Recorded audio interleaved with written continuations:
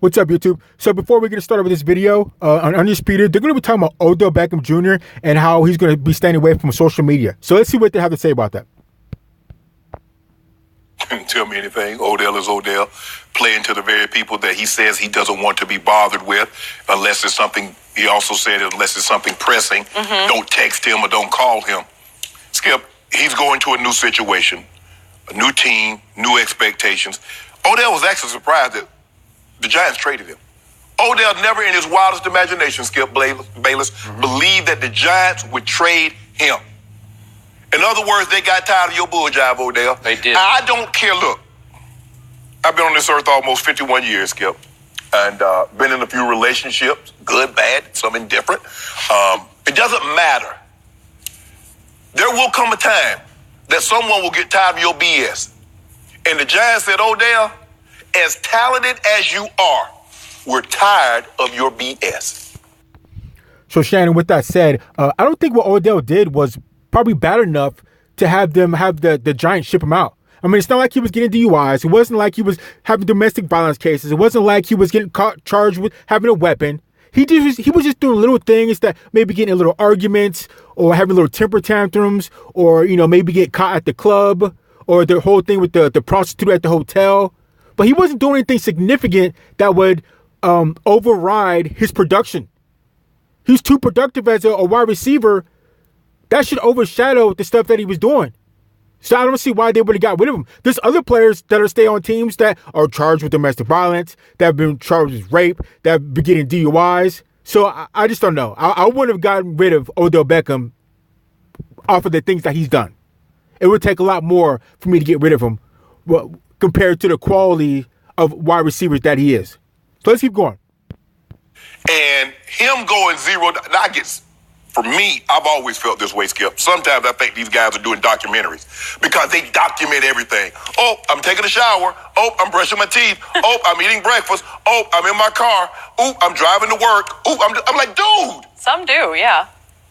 So now he's going 0 dark 30. From what? Shannon, it's kind of a good thing that he's going 0 dark 30.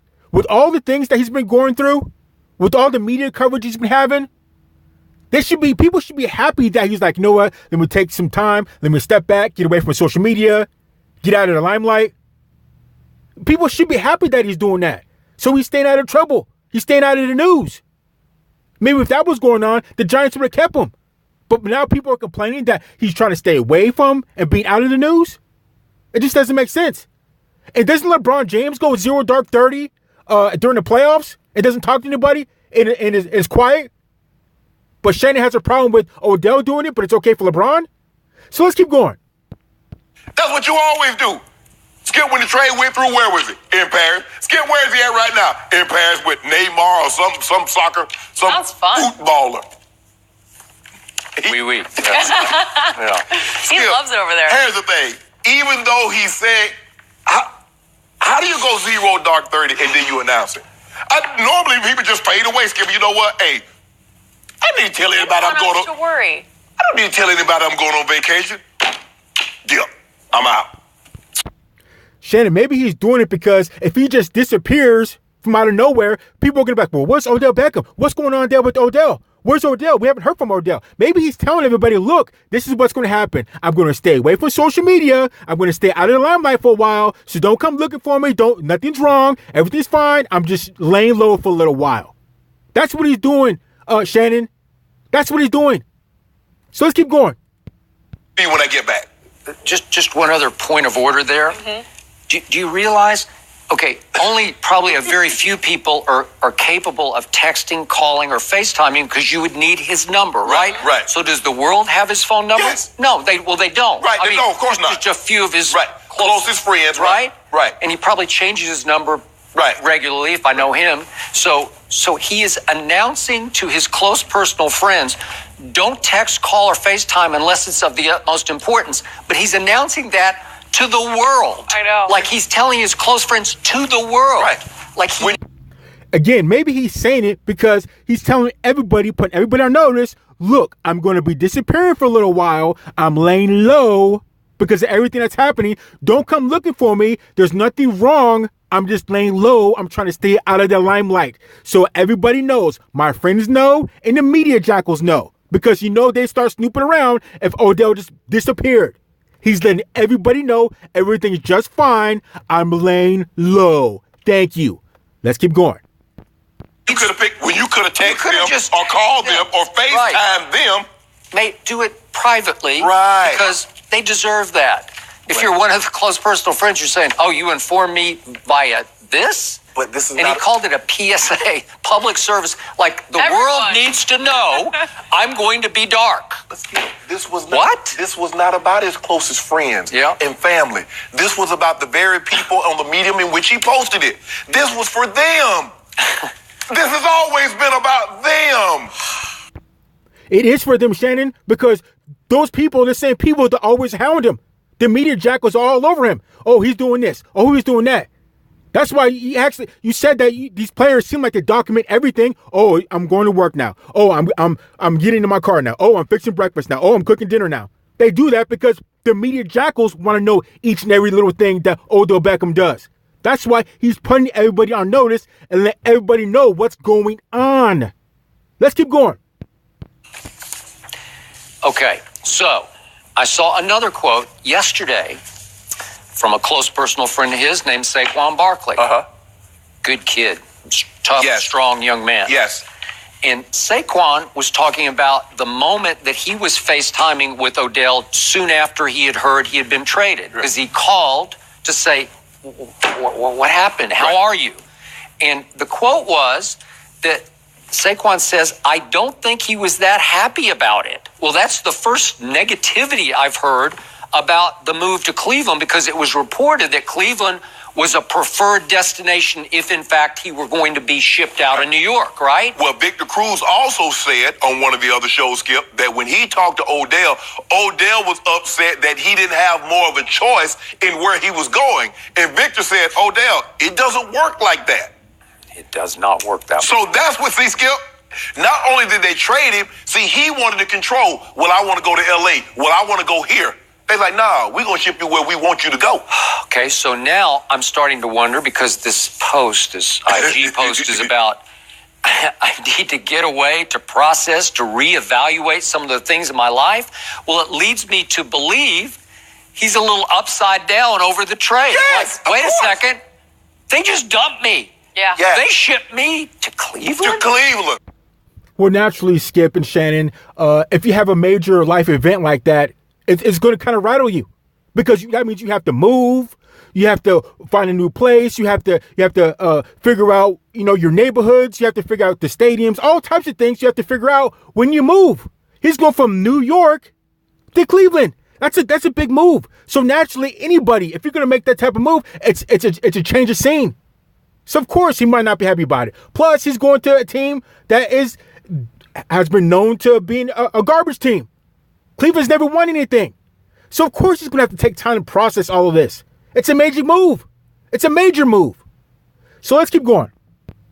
Of all, Cleveland might be up and coming, right? But they're still known as the Browns, Skip. Okay. Obviously, LeBron helped put Cleveland back on the sports map, but LeBron's from there. Yeah, he's from Akron. Right. Okay, so it sort of disqualifies LeBron. It's not like he chose to go to this outpost in Cleveland. Correct. He wanted to because it's in his heart and soul. Okay, Yes. got it. But for Odell, he's like, well, LeBron ain't there anymore. And I know his great friend Jarvis is there, and he loves Baker and the receivers coach, blah, blah, blah. But is it enough? I'm starting to wonder, are you all in, Baker, or are you half out here? Here's the thing with Odell, Skip.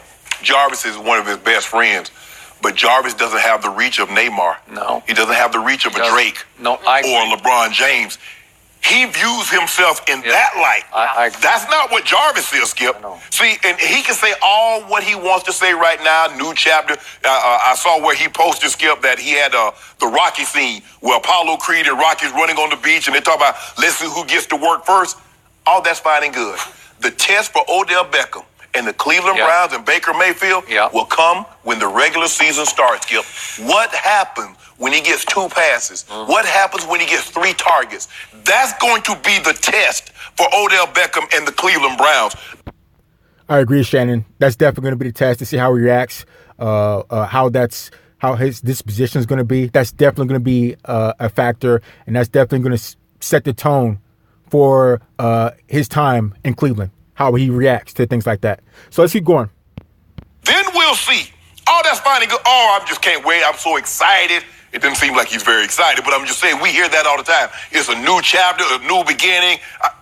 What you got to process? What you got to process? It's over. Ain't no processing. You ain't getting a driver's license talking about we need to process this or a late payment or something, Skip. This has already been processed. The league office processed this the day it went through. It's a done deal, bro. Like I said before, Shannon, what he needs to process, it's a major life event. He's going from New York to Cleveland. He's switching teams. That's a big move. Not only just team-wise, but he's going to the Cleveland Browns, which actually he might be in a better situation. If Odell stops and really looks at what he's been traded to, he's got Baker Mayfield. He's got Kareem Hunt coming his way. They're a good young team. So he might have figured out a little bit more better than if he was in New York. So things might work out for him, depending on how he plays his cards. But of course, he has a lot to process because it's a major event, having to move teams and just everything that goes along with that. So of course he's going to need to process that. So let's keep going. Can't fix it. You can't undo it, right? This is not a bad dream. No. This is reality, bro. They shipped you to Cleveland. Let that sink in. A 25-year-old mega superstar in the NFL. A team said, we're done. We're finito. Finished. Kaput. No more. You want to know the truth? This post is exactly why the Giants said, we're out. Like, we've seen enough. Yes. And again, they shouldn't have given him all that money in the first place. But after 1 year of him having his money, they said, you know what? More trouble than work. It just doesn't make sense. So they're going to get rid of a top 3 wide receiver in the NFL because some posts that he makes? Because he said he's going 0 dark 30? If the Giants can't handle that, then they're going to have a rude awakening with anybody else that they have. Like I said, this guy's in the league getting DUIs, getting gun charges, beating up their girlfriends, and you guys can't handle because one of the best receivers in the league makes tweets. He puts little vlogs. I know there's more to it, but that's nothing, man. His production overrides some little tweets that he writes. It just doesn't make sense. But let's keep going. Good riddance, we're out. Sorry. Let that sink in, Skip. Yeah. They say, you know what? We'd rather have a almost 38-year-old quarterback, knowing that he's a shell of himself, than a 25-year-old because you know what? That 38-year-old, he might not be what he once was, but he's not going to cause disruptions. It's not going to be one thing to the next. Because I'm sure the head coach, I'm sure the owner, John Maurer and the Titians, I'm sure they got tired of answering questions about Odell that wasn't football play related. Well, okay, Shannon. So that 38-year-old quarterback, Eli Manning, you won't have to worry about him doing or having disruptions, but you're going to have to worry about his production. You're going to have to worry about his production, which hasn't been too good the past couple years. So let's keep going. You hear what Odell said? Did you hear about Odell over here? Did you hear Odell over there? What they got to do with him? One of those came off an incident in Paris. Skip. They ain't hear nothing. John, how good was that performance that Odell had, that 200-yard day, Odell? They was asking him nothing football game related.